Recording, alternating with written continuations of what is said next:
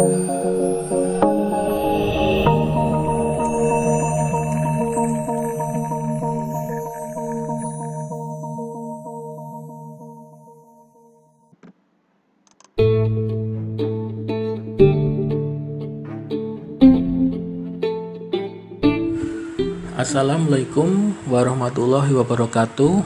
Salam sejahtera untuk kita semua.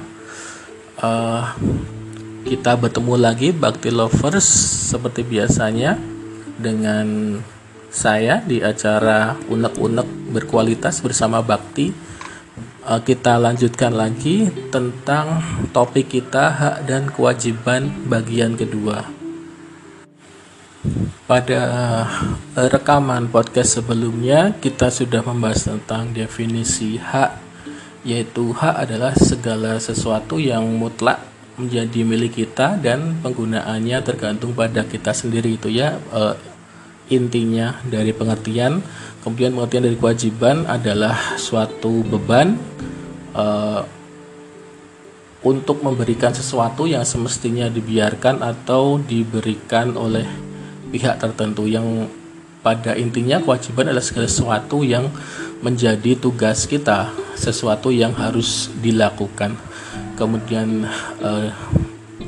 yang lalu juga dilanjutkan mengenai hak-hak warga negara dan juga kewajiban warga negara yang sudah tercantum dalam Undang-Undang Dasar kita, yaitu dari pasal 27 sampai 34 itu adalah hak umum tentang warga negara, hak yang dimiliki oleh seorang warga negara yang umum.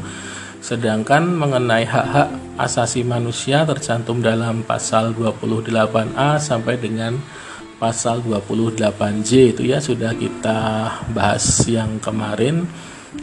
Kemudian juga sudah dijelaskan tentang kondisi keadaan warga kita yang pada zaman sekarang lebih adanya sifat strong of entitlement, yaitu suatu sifat di mana kita menganggap bahwa kita mempunyai suatu hak, itu strong sense of entitlement, perasaan dari seseorang bahwa ia berhak untuk menerima sesuatu di mana orang umum meyakini seharusnya dilakukan setelah berusaha terlebih dahulu ya.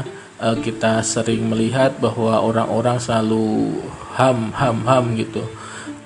Ini adalah hak saya, ini adalah hak saya, itu ada pelanggaran hak asasi manusia. Itu kita lebih mendengar kata-kata tentang hak daripada mendengar tentang kewajiban. Jadi banyak orang yang menuntut hak padahal kewajibannya belum dilaksanakan. Itulah tadi maksudnya adalah strong sense of entitlement. Jadi dalam perkembangannya saat ini banyak orang yang lebih memprioritaskan hak, bahkan kalau bisa dibilang sudah semakin sudah semakin berlebihan gitu ya. Bahkan kalau di barat juga pernah ada berita tentang hak persamaan gender, misalnya bahwa perempuan di barat, di negara-negara barat itu mereka demonstrasi untuk mendapatkan hak untuk tidak untuk bertelanjang dada gitu ya, agar sama dengan laki-laki. Jadi jangan hanya laki-laki saja yang boleh untuk bertelanjang dada saat kondisi di sana panas terik gitu. Jadi perempuan itu demonstrasi dengan tanpa baju atasan, demonstrasi bahwa perempuan juga diberikan, juga mempunyai hak, diakui hak untuk tidak berpakaian saat udara panas. Nah itu kan miris sekali ya, Bakti Lovers, bahwa pemikiran tentang hak dan kewajiban ini sudah terlampau jauh sehingga justru menurunkan kodrat atau menurunkan kehormatan dari manusia itu sendiri hanya karena beralaskan hak, itu berdasarkan hak dan kewajiban saja. Sebelumnya sudah kita jelaskan juga ya, padahal kita tahu tentang pengertian dari hak asasi manusia itu sendiri, yaitu pada pasal 1 ayat 1 Undang-Undang Nomor 39 tahun 1999 tentang hak asasi manusia dijelaskan bahwa hak asasi manusia adalah seperangkat hak yang melekat pada hakikat keberadaan manusia sebagai makhluk Tuhan yang Maha Esa dan merupakan anugerahnya yang wajib dihormati, dijunjung tinggi dan dilindungi oleh negara, hukum, pemerintah, dan setiap orang demi kehormatan serta perlindungan harkat dan martabat manusia. Jadi kita harus benar-benar pahami ini, kita memiliki hak atau hak asasi manusia itu adalah sumbernya dari Tuhan yang Maha Esa, karena kita adalah makhluk yang diciptakan dengan akal, pikiran, dan juga hati oleh Tuhan yang Maha Esa dan merupakan anugerah dari Tuhan yang Maha Esa yang wajib dijunjung oleh semuanya, negara, hukum, pemerintahan, dan setiap orang. Untuk apa diberikan hak? Untuk melindungi kehormatan, harkat, dan martabat kita sebagai manusia, karena kita berbeda dengan ciptaan Tuhan yang lain seperti hewan. Ya, jadi kita mempunyai hak asasi manusia itu. Nah, kalau dilihat dari pengertiannya sendiri kan sudah jelas bahwa haknya itu dari Tuhan, maka ya harus dikembalikan lagi. Jadi apapun yang dilarang oleh agama atau diharamkan oleh agama itu menjadi kewajiban dari manusia. Ada hak asasi manusia, ada kewajiban asasi manusia. Jika di undang-undang sendiri ini tercantum, sudah dijelaskan sebelumnya ya teman-teman, jadi ini hanya mengulang saja di pasal 28J ini ya. Jadi dalam kita mengamalkan hak-hak kita ini tidak lalu bebas sebebas-bebasnya atau tanpa batas, tapi ada pembatasnya. Dan kalau di undang-undang sendiri tercantum dalam pasal 28J tentang kewajiban asasi manusia.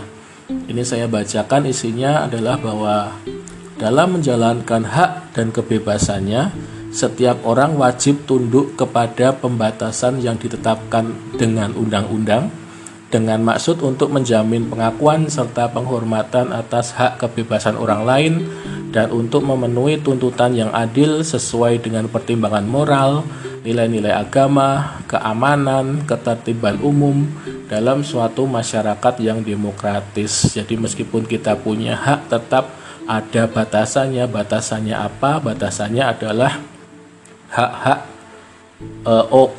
kebebasan orang lain. Kemudian juga ada batasan pertimbangan moral, nilai-nilai agama, nilai-nilai keamanan, dan juga ketertiban umum, sehingga meskipun kita punya hak, kita tetap dibatasi itu. Kalau meskipun ada hak untuk memperoleh informasi, kalau itu menyangkut keamanan negara misalnya, itu tentu saja haknya itu tidak boleh dilaksanakan, tetap ada rahasia negara gitu, demi ketertiban umum dan demi keamanan.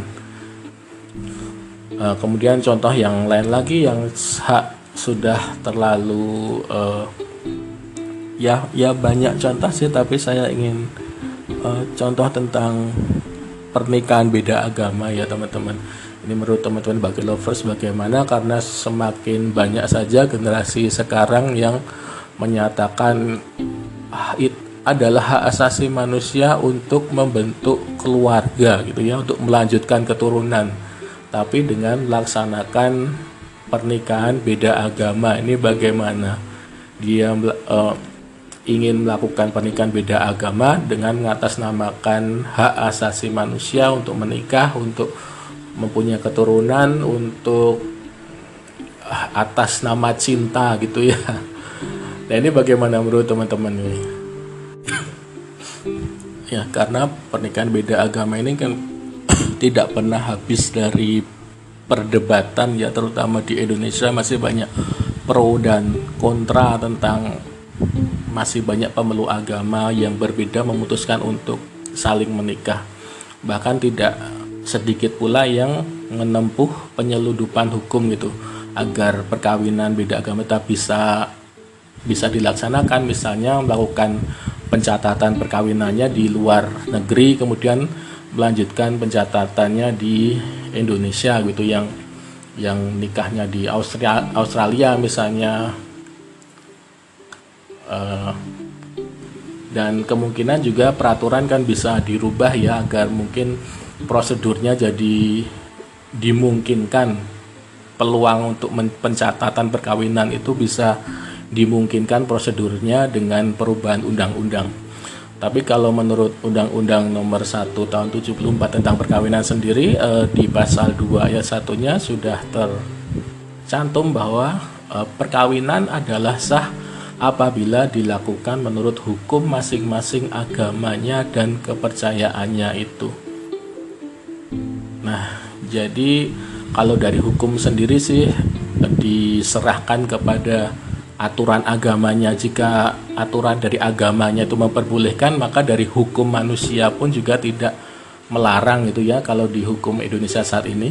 Namun jika dalam agamanya itu melarang, maka perkawinan tersebut juga tidak sah. Jadi itu dapat kita simpulkan dari Undang-Undang Nomor 1 Tahun 74 ini.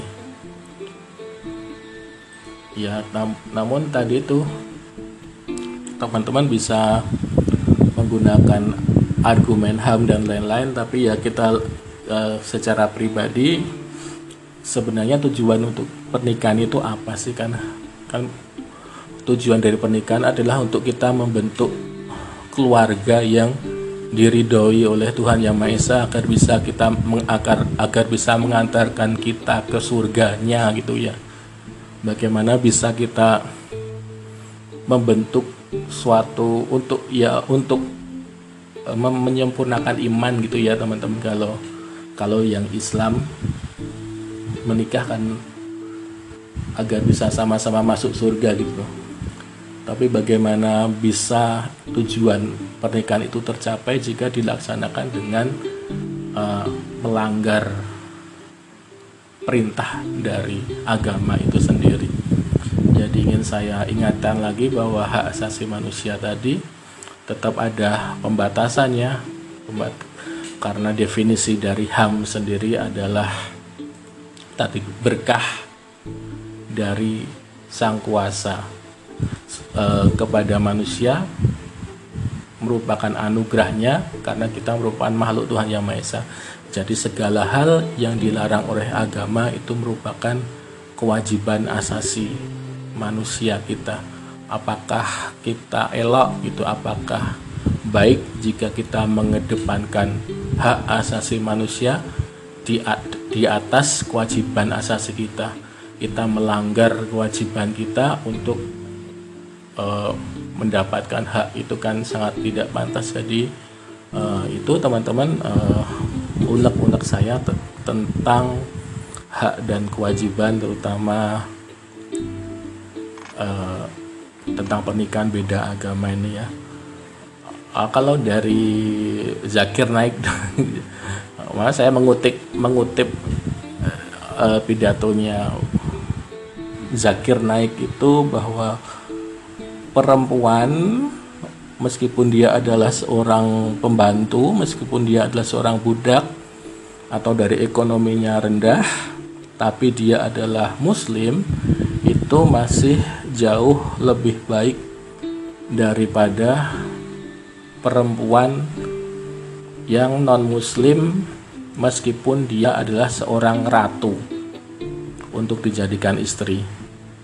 Kenapa? Karena perempuan yang muslim, yang pembantu tadi bisa mengantar kita, mengajak kita ke jannah, ke surga. Jadi itulah bahwa meskipun dia adalah ekonominya rendah, perempuan tersebut adalah pembantu, namun masih jauh lebih baik karena bisa mengantarkan kita ke tujuan pernikahan tadi, juga bisa mengantarkan kita ke surga.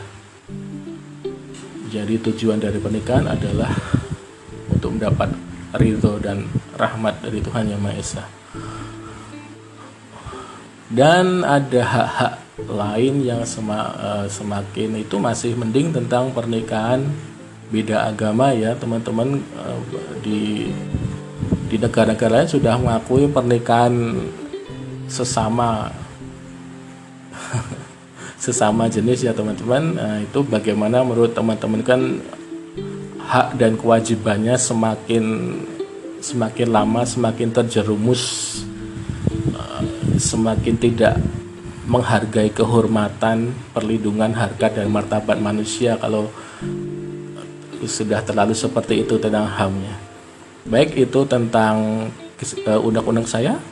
Kita lanjutkan lagi tentang hak asasi manusia.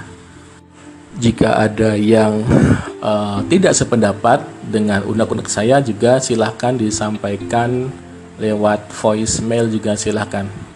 Kita berdiskusi di sini, jadi siapapun boleh memberikan pendapat.